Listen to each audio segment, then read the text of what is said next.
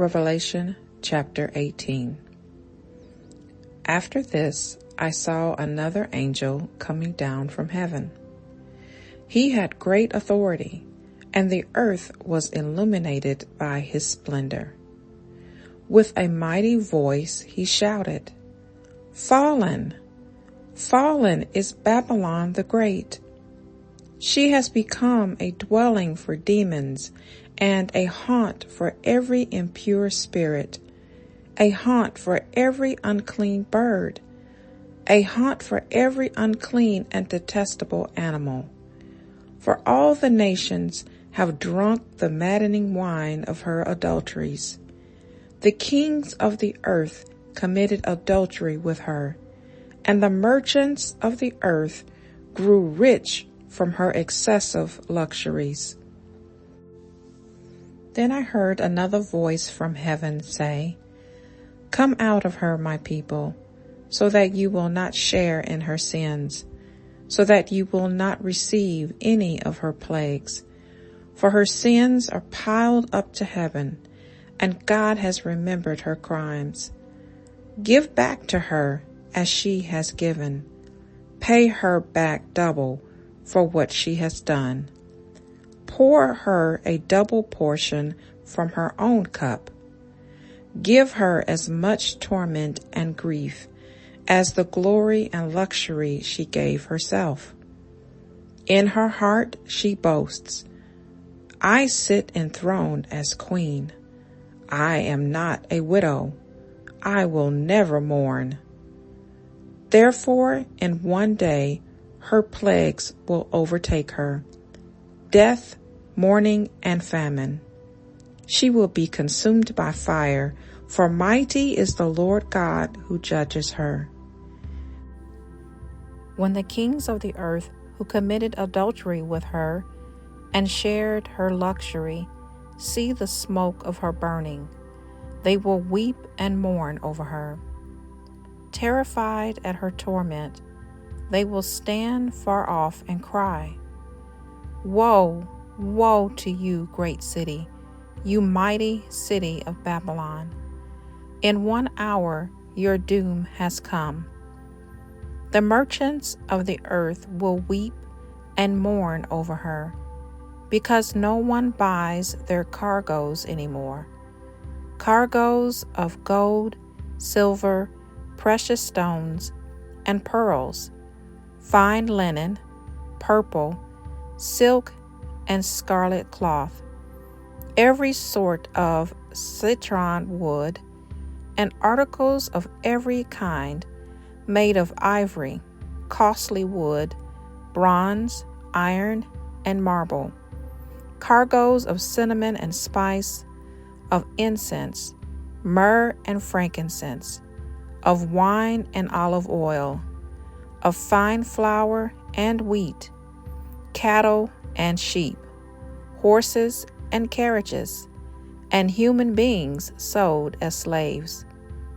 They will say, "The fruit you longed for is gone from you. All your luxury and splendor have vanished, never to be recovered." The merchants who sold these things and gained their wealth from her will stand far off, terrified at her torment.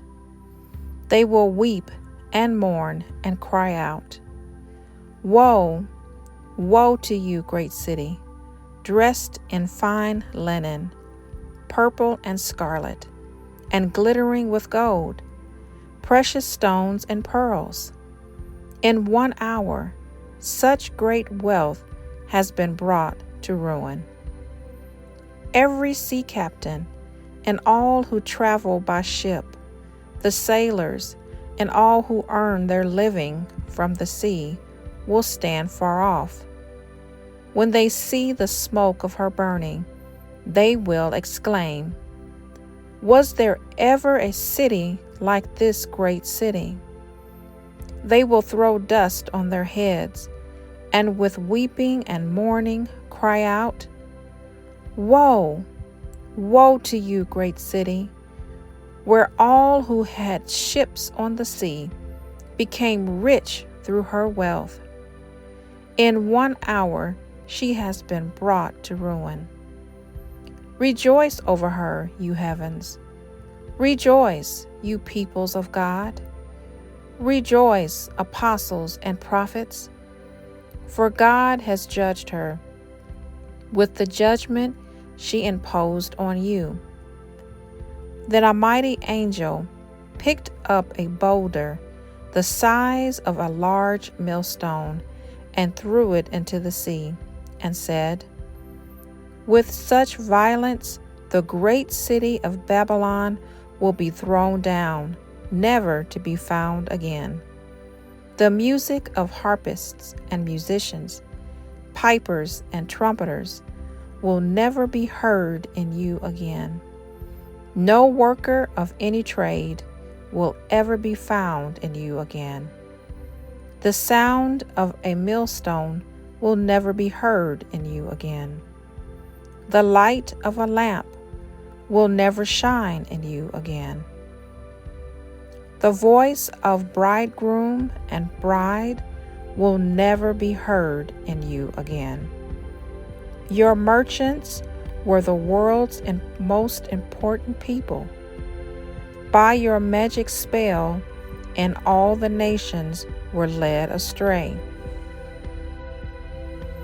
In her was found the blood of prophets and of God's holy people, of all who have been slaughtered on the earth."